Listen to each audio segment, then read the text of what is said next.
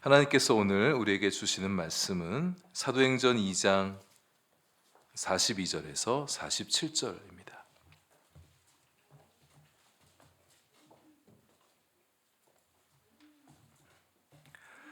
사도행전 2장 42절부터 47절까지의 말씀, 저와 여러분 한 절씩 교독하겠습니다. 그들이 사도의 가르침을 받아 서로 교제하고 떡을 떼며 오로지 기도하기를 힘쓰니라.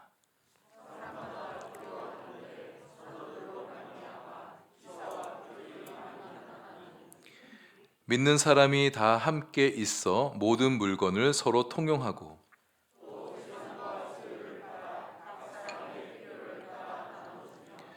날마다 마음을 같이하여 성전에 모이기를 힘쓰고 집에서 떡을 떼며 기쁨과 순전한 마음으로 음식을 먹고 하나님을 찬미하며 또 온 백성에게 칭송을 받으니 주께서 구원받는 사람을 날마다 더하게 하시니라.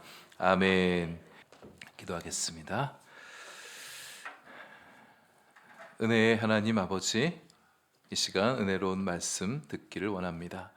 선포되는 주님 말씀 앞에 우리의 마음을 가까이 가져갑니다. 말씀 통해 우리의 삶에 주시는 은혜와 사랑과 권면과 도전을 마음 열어 받아들이는 저희들 되게 해 주옵소서. 예수님 이름으로 기도합니다. 아멘. 여러분들이 가지신 성경에도 이 42절 말씀까지를 윗 단락으로 묶고 이 43절부터 새로운 단락이 시작되는 구절로 그렇게 표기되어 있으실 것입니다. 근데 사실 원래 성경에는 이 장절 구분이 없었습니다. 책마다 통째로 쭉 그냥 말씀만이 기록되어 있었는데 이 말씀의 장과 구절의 구분은 성경 저자들이 한 것이 아니라 후대의 사람들에 의해서 그렇게 정리가 된 것입니다. 물론 임의대로 막 하지는 않았죠. 성경을 잘 아는, 충분히 잘 아는 사람들에 의해서 이렇게 구분 정리가 된 것인데요. 당시 장절을 구분한 사람들의 시각에서 볼 때 이 42절을 윗 단락으로 연결시키는 것이 좋겠다고 판단했던 것입니다. 베드로의 설교가 끝난 뒤에 3,000명의 사람들이 예수 공동체 안에 이제 들어오게 됐는데 그 사람들이 이제 어떻게 살게 되었느냐를 말씀해 주고 싶었던 거죠. 사도의 가르침을 받아서 성도 간에 서로 교제하며 떡을 떼며 기도에 전념하게 되었다. 그것을 말해주고 싶었던 것입니다. 그리고 43절부터 47절까지에는 초기 예수 공동체의 신앙생활이 어떠했는지를 말해주는 총평입니다. 아직 유대교에서 기독교회로 분리되어 나오기 전에 유대교 회당에 속해 있으면서 또 따로 함께 그들이 모여서 서로 교제하고 신앙생활을 가져갔던 예수 공동체의 초기 공동체의 모습이 어떠했는가를 사도행전 2장 후반부에서 말씀해 주고 있는 거죠. 이렇게 42절까지를 끊고 43절부터 새로운 단락의 시작 관점, 시작 구절로 보는 거, 시작 단락으로 보는 거 뭐 무리가 없지만 또 한편 42절부터 47절까지를 한 묶음으로 보는 것도 그렇게 무리될 것이 없습니다. 41절까지 해서 베드로의 설교가 끝나고 그 결과가 어떠했는지 말씀해주고 42절부터 초기 예수 공동체의 삶의 모습이 어떠했는가를 보여주는 것으로 봐도 무방하다는 말씀이죠.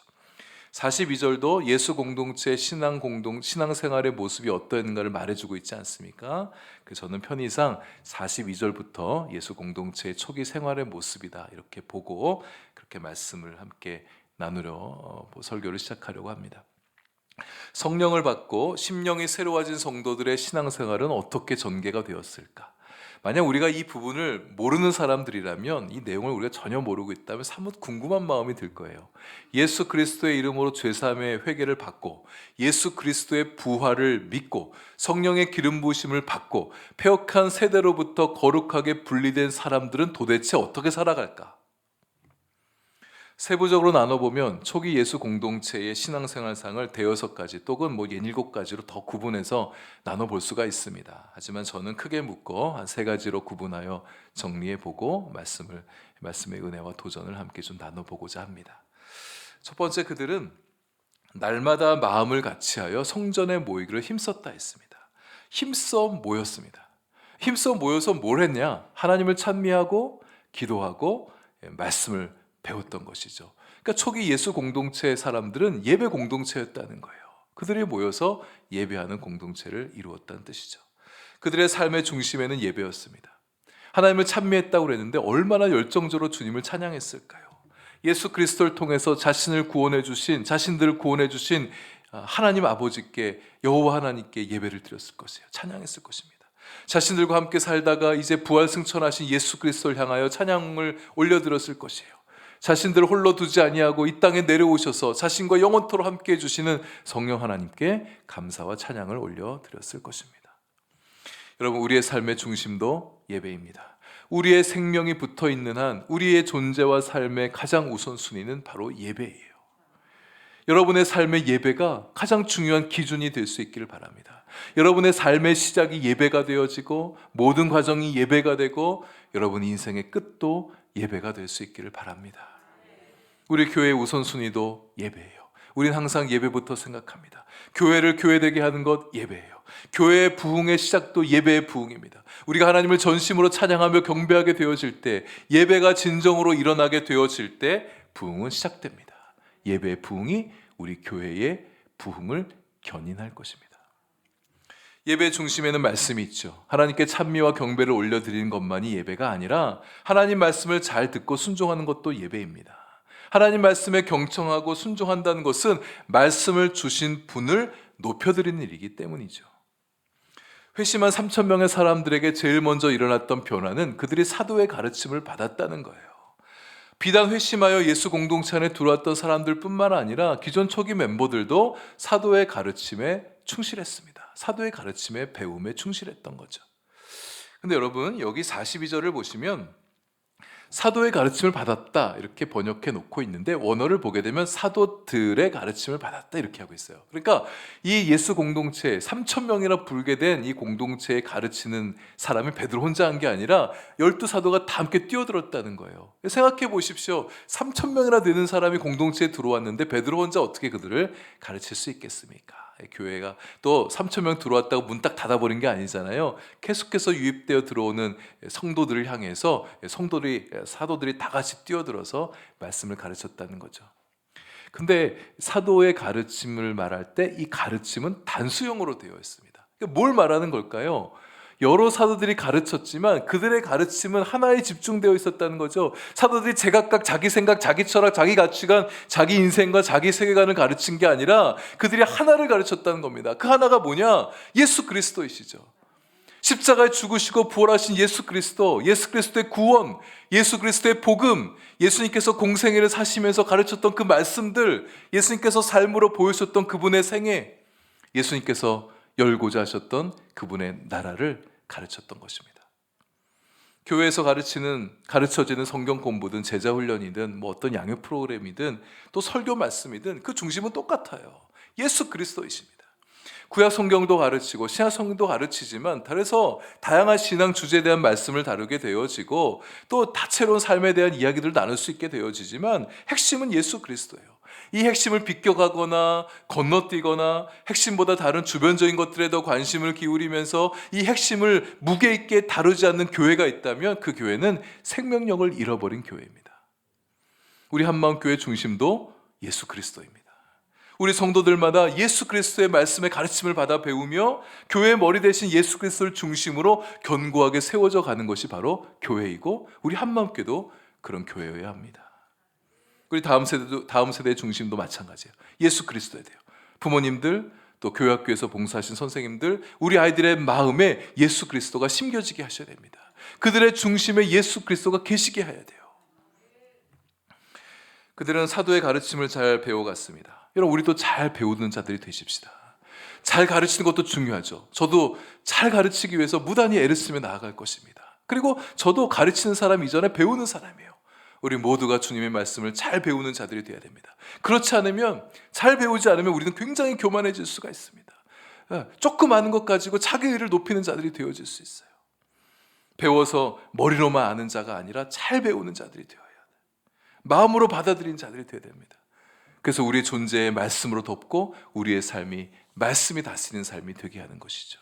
그래서 우리가 살아가는 인생의 여러 가지 사건들을 만날 때도 말씀의 눈으로 해석하고 말씀으로 적용하고 말씀으로 살아낼 수 있는 영적 지혜와 능력을 가진 사람들이 되는 것입니다. 말씀을 잘 배우면 개인 경건 생활에서는 기도가 자연스러워집니다. 기도하고 싶어지는 거예요. 예수 믿는 사람은 기도합니다. 우리는 기도로 사는 사람들이에요. 기도로 주님과 마음의 대화를 나누면서 기도하면서 성령의 인도하심을 받으며 살아가는 자들이 되는 거죠. 기도하는 사람은 두려워하거나 불안하거나 걱정하지 않습니다. 왜 안 두렵습니까? 두려울 때가 있죠. 그러나 다시 담대해집니다. 예수님 때문에 불안했다가도 마음이 다시 평강을 얻게 되어져요. 걱정했다가도 괜찮습니다. 예수님을 알기 때문에, 예수님이 어떤 분인지 알기 때문에, 기도하다 보면 예수님이 나를 붙들어주고 계시는구나 알게 되어지고, 기도하다 보면 기도하고 있는 나를 주님께서 한시도 놓치지 아니하시고 나를 주목해 주시는구나 알게 되어지고, 기도하다 보면 나의 인생을 향해서 주님께서 좋은 계획을 갖고 계시다는 사실을 깨닫게 되어지니까 안심하고 괜찮아질 수가 있는 거죠. 반면 기도하지 않으면 영이 메말라지고 신앙이 작아집니다. 자꾸 두려워지고 불안해지고 염려하는 마음이 들게 되어지죠. 존재의 힘도 약해져요. 세상을 살아갈 힘이 약하다 보니까 자꾸 세상적인 것들을 의지하게 되어지죠. 주님이 주신 생명의 그 풍요로움도 부유함도 누리지 못하며 살아갑니다. 신앙생활하면서도 뭐게 늘 메말라 있는 상태로 살아가요. 그 주님이 주신 그 풍요로움을 만끽하지 못하며 살아가는 자가 돼요. 우리가 기도하기를 힘쓰십시다. 그들이 기도하기에 힘썼다고 그랬어요. 우리가 좀 더 힘을 써야 돼요. 기도에 여러분 가운데 기도에 별로 힘을 써보지 못한 분이 계시다면 한번 좀 힘써 보십시오. 내 마음과 삶이 비약적으로 달라지는 것을 경험하시게 될 것입니다. 이들의 기도는 중보의 기도였을 거예요. 물론 자신들을 위해서도 많이 기도했겠죠. 하지만 기도하는 사람들, 하나님 말씀을 받게 되어지면 기도가 달라지게 됩니다. 기도에 눈이 떠져요. 그래서 자기 자신만 위해서 기도하는 게 아니라 다른 사람들이 눈에 들어오니까 그들을 위해서 기도하게 되어지고, 교회가 눈에 들어오니까 교회를 위해서 기도하게 되어지고, 나라와 열방을 위해서도 기도하게 되어집니다. 하나님은요, 기도하는 성도를 주목해 보십니다. 기도하는 교회를 주목해 보십니다. 기도한다는 건 하나님 바라보고 하나님 의지하고 하나님을 따르겠다는 의지의 표명이기 때문에 하나님은요, 기도하는 사람을 좋아하세요. 기도하는 교회를 좋아해 주십니다. 반면 기도가 끊긴 성도 위기입니다. 기도가 끊긴 교회 위기의 교회예요. 기도하지 않으면 자기 생각이 앞서고 교만해지고 자기의가 드러나고 욕망과 이기심이 이끌어가는 삶을 살게 되어져. 자신의 삶을 이끄는 게 말씀이 아니고 성령이 아니고 주님이 아니고 욕망이 이끌어가는 인생이 되어집니다. 기도하지 않는 교회는 사람의 목소리가 커지고 교회 안에 다툼과 갈등이 많고 은혜가 떨어지죠. 여러분, 우리는 기도해야 돼요. 나를 살리기 위해서, 우리 가정을 살리기 위해서, 우리 교회를 살리기 위해서 은혜로운 교회가 되고 은혜로운 우리 가정이 되고 은혜로운 내 인생이 되게 하기 위해서 우리는 기도해야 합니다. 우리가 기도에 좀 더 힘써 보시면 좋겠어요. 기도가 깊어지는 것만큼 존재가 깊어지고 영성이 깊어지고 신앙이 깊어지고 삶이 깊어지게 됩니다. 기도의 폭이 넓어지는 것만큼 우리의 삶의 폭이 넓어지게 돼요. 기도의 스케일이 커지는 것만큼 우리의 삶의 스케일도 커지고 우리 교회의 스케일도 커지게 되어집니다. 두 번째, 그들은 마음을 같이하여 모이고 아름다운 교제를 나누었습니다. 서로의 신앙을 격려하면서 함께 기도하고 음식도 먹으면서 영육 간의 기쁨을 나눴던 거죠. 성경이 말씀하는 이 교제를 헬라어로 코이노니아 이렇게 말하는데, 코이노니아는 서로를 가족처럼 여기면서 그렇게 서로를 섬기고 사랑하고 아끼고 존경하면서 서로를 위하는 것, 말씀으로 서로를 격려하면서 서로의 신앙을 끌어올려주는 공동체, 그것이 바로 코이노니아입니다. 우리 선교회에서, 여러분의 부서에서, 또 무엇보다 셀그룹 안에서 이런 섬김과 아름다운 교제가 있게 될 수 있기를 소망합니다. 서로를 위해서 진심으로 기도해 주세요. 진짜 마음을 담아서 기도해 주시고 서로의 신앙이 좀 자라갈 수 있도록, 약해지지 않도록 서로를 붙들어 주시면서 그렇게 교제하는 우리가 되어지기 원합니다. 여러분 주변에 있는 분들은 여러분으로 인해서 그들의 신앙이 좀 자라가고 있습니까? 여러분 주변에 있는 사람들 보세요. 이분들이 나로 인해서 신앙이 약해지지 않고 신앙이 점점 더 성장하고 있는가? 서로의 신앙이 자라도록 도와주지 못하는 교제는 우리 주님이 별로 기뻐하지 않는 교제입니다. 우리 함께 모여서, 예수님 믿는 사람들 함께 모여 교제하는 게 얼마나 재밌어요. 우리는 술 안 먹어도 재밌게 막 얘기도 막 잘 나누고 행복하게 지내잖아요. 노래방 안 가도 노래방 가시기도 하겠지만 재밌게 놀잖아요. 근데 그렇게 놀기만 하고 수다만 떠는 것은 좋지가 않습니다. 서로 믿음으로 격려해주고 서로 믿음 세워주고 말씀으로 살아갈 수 있도록 도와주고 서로의 삶을 끌어올려주는, 신앙이 자라도록 도와주는 그런 교제가 하나님이 기뻐하신 교제고, 그런 것이 빠져있다면 그것은 코이노니아가 아닙니다. 에베소서 4장에서 예수님은 우리를 교회의 지체들로 여겨주세요. 각 지체들이 예수님 안에서 서로 연결되고 결합되는 게 교회랍니다. 여러분, 우린 주님 안에서 서로 결합되어 있는 사람들이에요. 연결되어 있는 사람들이에요. 이런 자들이 주님으로부터 도우심을 받아서 서로를 도와주고 서로가 예수에게까지 자라도록 돕는 것이 교회라는 거예요. 은혜를 받아요. 그 은혜 나만 풍성히 누리는 게 아니라 내가 받은 그 은혜를 서로에게 나눠주면서 나도 예수님에게까지 자라가고 옆에 있는 분들도 예수님께까지 자라가도록 도와주는 거, 섬기는 거, 그것이 바로 교회라는 거죠. 여러분, 그렇게 섬기게 되어지면 교회 자체가 자라갑니다. 성도들이 서로 도와주고 격려하면서 세워주게 될 때 교회가 성장하게 되어지는 거죠. 우리 한마음 교회 안에, 성도들 안에 그렇게 서로 세워주고 우리 교회를 성장하게 하고 교회를 부흥케 하는 그런 교제가 있게 되길 소망합니다. 성도들 간의 좋은 교제가 교회의 부흥에 큰 힘이 되어집니다. 근데 여러분, 서로를 그렇게 세워주기 위해서는요, 서로를 인격적으로 잘 대해 주셔야 돼요. 서로 안에 예수님이 계시다는 사실을 알아주셔야 돼요. 아, 저 성도님 안에 예수님이 계셔. 저 성도 안에 계신 예수님께서 저 사람 많이 사랑하셔. 저분 안에 계신 예수님께서 저분을 아끼시고 저분을 세워주길 원하셔. 저분 안에 계신 예수님을 기쁘시고 흐뭇하게 해드리려는 그런 마음을 가지고 서로를 돌보고 섬기게 되어질 때 우리 교회 안에는 정말 아름답고 영광스러운 교제가 일어나게 되는 것입니다.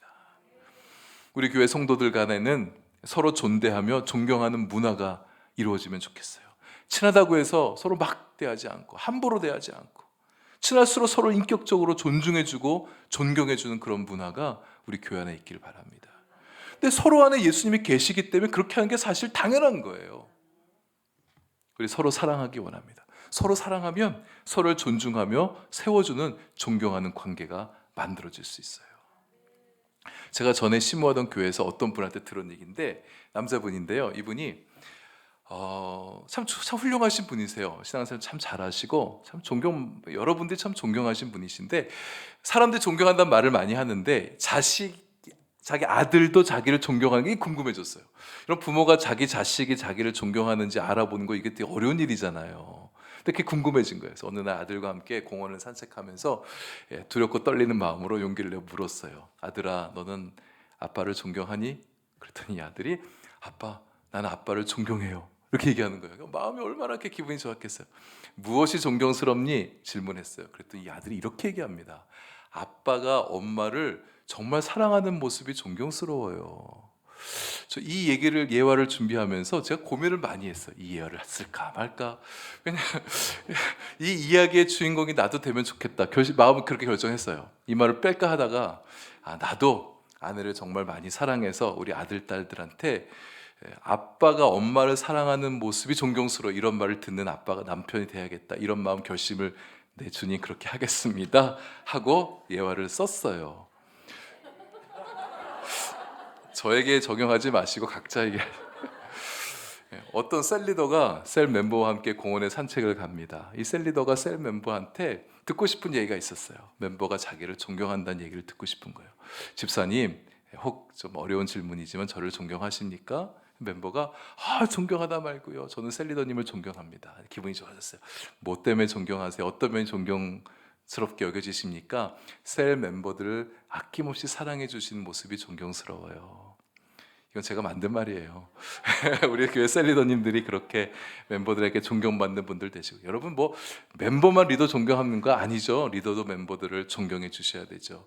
우리가 어떤 사회적인 지위가 있어서, 교회 안에 지위가 있어서 뭐 인품이 좋고 뭐 젠틀한 말을 쓰고 마음씨가 좋고 봉사 잘하고 이래서 존경받을 수 있지만, 신앙심 때문에 존경받을 수 있지만, 사랑 때문에 존경받는 우리들이 되면 좋겠어요.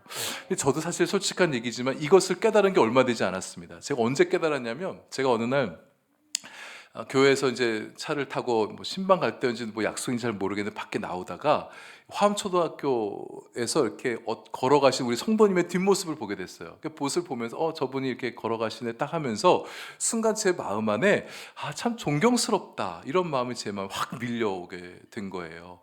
그분은 저의 설교를 받으면서 신앙생활하고 있고 저의 양육을 받고 저의 어떤 목양을 받으면서 성장하고 계신 분이신데, 제 마음 안에 제가 참 그분이 존경스럽다는 마음이 드는 거예요. 근데 왜 존경스러운가 잠시 묵상을 해봤더니 그분의 사랑 때문이었습니다. 그분이 교회를 정말 사랑하시고 또 교회에 와서 이렇게 늘 기도하시고 또 성도들 위해서 이렇게 애쓰시고 교회 안 보이고 믿음 떨어진 성도를 보면 어쩔 줄 몰라 하세요. 그 모습 보면서 참 사랑이 많으신 분이신데 그 모습이 저한테 참 존경스럽구나 이런 마음을 가지게 됐습니다.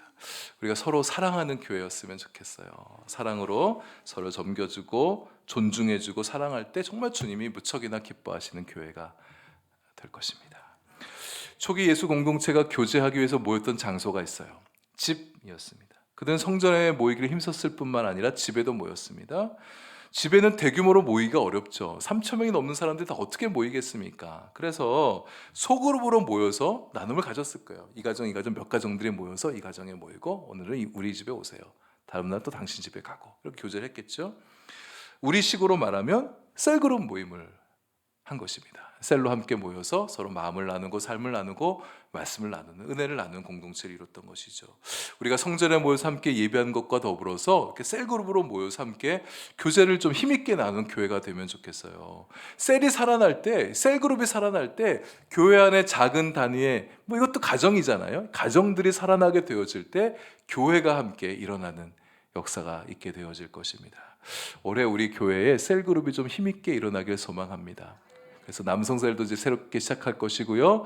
70세 이상 어르신들도 남성들도 또 셀로 모이게 될 거고 교육자 셀도 하고 장로님 셀도 만들어 시작합니다. 교육자 셀은 벌써 지난주부터 시작했어요. 우리 4명이 모여서 함께 셀 모임을 하는데 제가 시계를 봤더니 1시간 한 줄 알았어요. 근데 2시간을 했어요. 2시간도 책 제대로 나누지 못하고 끝냈습니다. 얼마나 함께 좀 마음과 말씀을 함께 나누는 것이 은혜롭던지 참 좋았어요. 저도 셀 사역을 하고 언제부턴가 강의만 주로 하다 보니까 셀의 맛을 못 느꼈는데 다시 교육자 셀 재개하면서 제 마음 안에 그 기쁨을 누리는 게 너무 좋았어요. 그날 하루 종일 그냥 은혜 속에서 흥얼거리며 있었습니다. 셀이 우리에게 주는 영적인 유익이 참 놀랍습니다. 대략 한 35개 정도의 셀그룹이 올해 시작될 것 같아요. 중고등부 셀도 있고 청년 셀도 있고 나중에는 이제 어린이 아동부에서도 이제 셀그룹으로 이렇게 좀 모여진 날들이 오게 될 텐데 불언간 셀그룹이 부흥해서 한 50개쯤 셀그룹이 되어지고 나중에 200개, 300개 우리 한마음교회 수백 개의 셀그룹이 만들어지는 것을 목도하게 되는 은혜가 우리에게 있게 되길 소망합니다. 성도 간 하나님이 기뻐하신 아름다운 교제가 일어나기 위해서는요 먹는 것도 중요합니다. 42절 보시면 그들이 서로 교제하며 떡을 뗐다. 46절에 집에서 떡을 떼며 기쁨과 순전한 마음으로 음식을 먹었다. 음식을 함께 먹을 때 마음이 열리게 되어지죠. 입이 열리면 마음도 열리고 마음의 교제가 일어날 수 있습니다.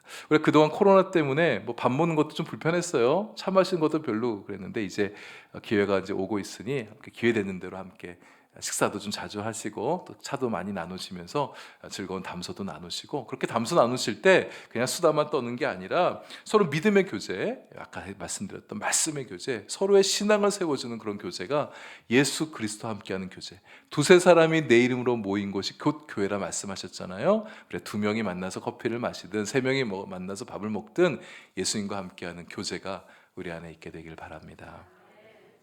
초기 예수 공동체의 교제가 그런 영적인 권면과 음식을 함께 나누는 것을 넘어서서 무척 파격적인 교제의 모습을 보여주고 있어요. 44절과 45절입니다. 눈으로 보세요. 얼마나 놀랍습니까? 성령이 임하시고 성령께서 이끄시는 공동체가 되자 상상하지 못하고 경험하지 못했던 새로운 세상이 이 공동체 안에 열리게 된 것입니다. 서로 물건을 통용한대요. 내 건 네 거, 내 건 내 거, 네 건 네 거 따지지 않고 함께 물건을 썼대요. 재산과 소유가 넉넉한 사람이 주변 사람을 좀 돌아봤습니다. 그래서 형편이 어려운 사람 볼 때 그냥 모른 척하지 않고 나한테 좀 여유가 있으니까 내가 좀 있으니까 당신 쓰세요. 내어줬던 거죠. 새로운 질서가 만들어졌어요. 여러분 이거는 자기 의지 갖고 될 수 없는 일입니다. 성령께서 역사하셔야 성령께서 감동하셔야 되는 일이죠. 그렇게 성령이 감동하시니까 마음이 열리다 보니 서로가 보이기 시작했습니다. 그 전까지 자기만 보여요. 그러나 이제 서로가 보이고 그래서 저 사람 안에 필요한 게 있는데 그게 없어요. 나한테는 있어요. 그럼 나는 내가 있는 것을 그 사람한테 주는 거야. 쓰시라고.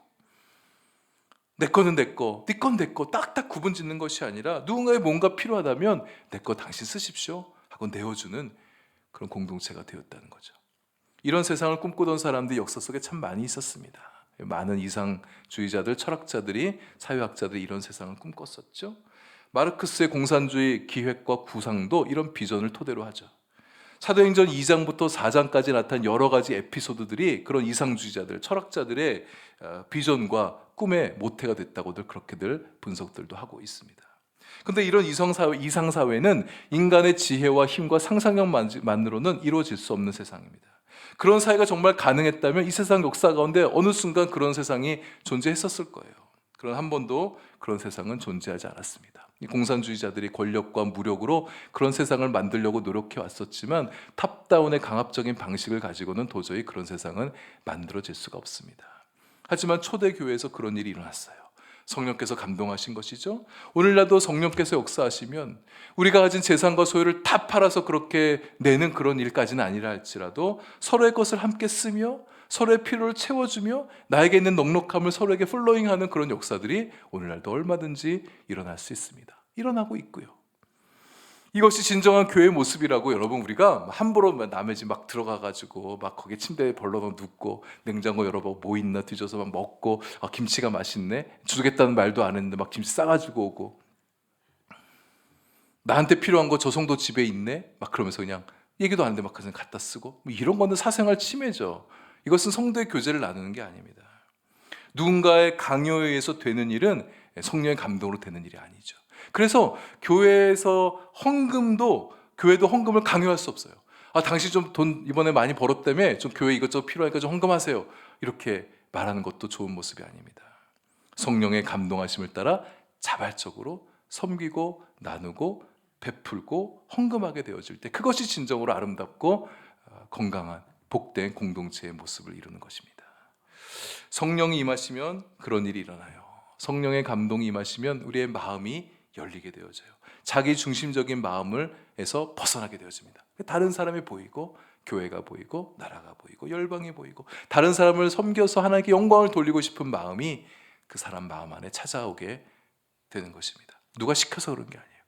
감동하시니까 희생도 하고 때론 포기도 하고 내어주고 싶어지고 내 일부의 물질의 일부, 내 시간의 일부, 나의 재능의 일부, 나의 능력의 일부를 기꺼이 나누면서도 기뻐할 수가 있는 것입니다. 우리 한마음교회는 사실 이런 공동체 삶을 살아가고 있어요. 그러나 좀 더 성령의 감동하심이 우리의 마음을 만져서 좀 더 은혜로운 나눔, 은혜로운 섬김, 은혜로운 베품, 은혜로운 포기가 있는 우리 공동체가 될 수 있기를 바랍니다. 그럼 여러분 놀라운 사실을 알고 계세요? 이미 알고 계시니까 그렇게 하고 계실 것 같아요. 전도서 11장 1절 말씀에 너는 내 떡을 물 위에 던지라 여러 날 후에 도로 찾으리라. 이 영적 신비가 있어요. 하나님의 영광을 위해서 내가 가진 것을 다른 사람을 위해 나눠주고 섬기게 되어질 때 하나님께서 그거 보고 계셨다가 우리에게 필요할 때 또 채워주신 분이시라는 거예요. 나에게서 나하고 나면 그냥 빈 상태로 있는 게 아니라 하나님께서 어떻게든 또 채워주신다는 것이죠. 채워주실 때는요 내가 내준 만큼만 꼭 맞춰 채워주시는 게 아니라 더 풍성하게 채워주신 하나님이십니다. 우리가 이런 영적인 원리를 알고 우리 이웃을 섬기고 또 교회를 섬기고 또 하나님의 나라를 섬겨갈 수 있는 우리가 되기를 바랍니다. 마지막으로 하나만 더 짧게 나누고 말씀을 마무리하겠습니다. 초기 예수 공동체 성도들이 백성들로부터 칭송을 받았대요. 그렇게 아끼지 않고 서로 유무상통하며 나누는 공동체를 어찌 세상에 놀라지 않을 수 있었겠습니까?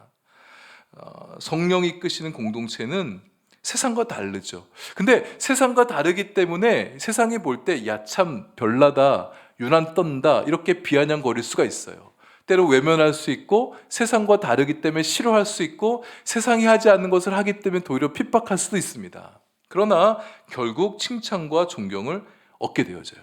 만약 별나기만 하고 유난 떨기만 하면 세상은 계속 싫어할 수 있습니다. 그러나 교회가 세상보다 도덕적인 권위가 더 높고 위에 서 있고 젠틀하고 도덕적으로 위에 서 있고 더 젠틀하고 말과 행동에 품위가 있고 무엇보다 지역사회를 사랑으로 잘 섬기고 돌보게 되어지면 지역사회가 좋아하지 않을 수가 없습니다. 전도할 때 예수님 믿으라고 말만 전도하는 게 아니라 섬기며 사랑을 베풀 때 그들의 마음이 열리게 되어집니다. 우리 교회도 세상으로부터 칭송받는 교회가 되기를 축복합니다. 앞으로 지역사회로부터 칭송받는 교회가 되기 위해서 우리가 무엇을 할 것인가 좀 많이 이제 고민도 해야 될 것 같아요. 칭송받는 게 목적이 아니죠. 우리 주님께 영광을 돌리기 위한 거죠. 근데 우리가 세상으로부터 칭송을 받게 되어지면 우리 주님이 영광을 받으십니다. 칭송한다는 말, 박수 쳐주고 갈채를 보내고 또 좋아해 준다는 말도 있어요. 그러니까 세상이 교회를 좋게 봐주는 거예요. 좋아해 주는 거예요. 우리 교회가 세상 사람들이 좋아하는 교회, 좋게 봐주는 교회, 좋아해 주는 성도님들 될 수 있길 바랍니다. 여러분, 우리가 누군가를 좋아할 때 뭘 보고 좋아합니까?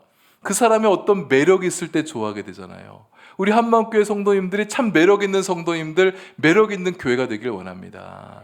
어거스틴이 말한 것처럼 우리의 삶으로, 그리스도인의 삶으로 세상을 매료시키는 자들이 되는 거예요. 우리 예수님 얼마나 매력적인 분이십니까? 우리 주님 매력적인 분이니까 예수님을 따르는 우리들도 매력 있게 살아가야죠. 매력 있는 존재, 매력 있는 신앙, 매력 있는 삶, 매력 있는 교회, 우리 함께 이뤄갈 수 있게 되기를 소망합니다.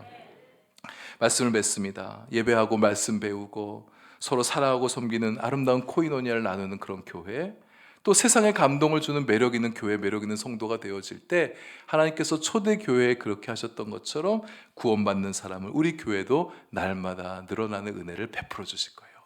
생각해 보세요. 하나님께서 구원시키고 싶은 영혼이 있는데 어디 교회 보낼까? 한마음교회 서로 예배 정말 잘하고 말씀 잘 배우고 아름다운 섬김과 사랑이 있고 정말 매력적인 공동체라면 거기부터 생각하지 않겠습니까? 1530의 비전 멀게만 있는 것이 아니라 우리가 이런 교회를 사도행전적 교회를 꿈꾸며 나아가게 되어질 때 우리 세대에 그런 놀라운 부흥을 가져다 주는 것도 목도하는 은혜를 입게 되어질 것입니다.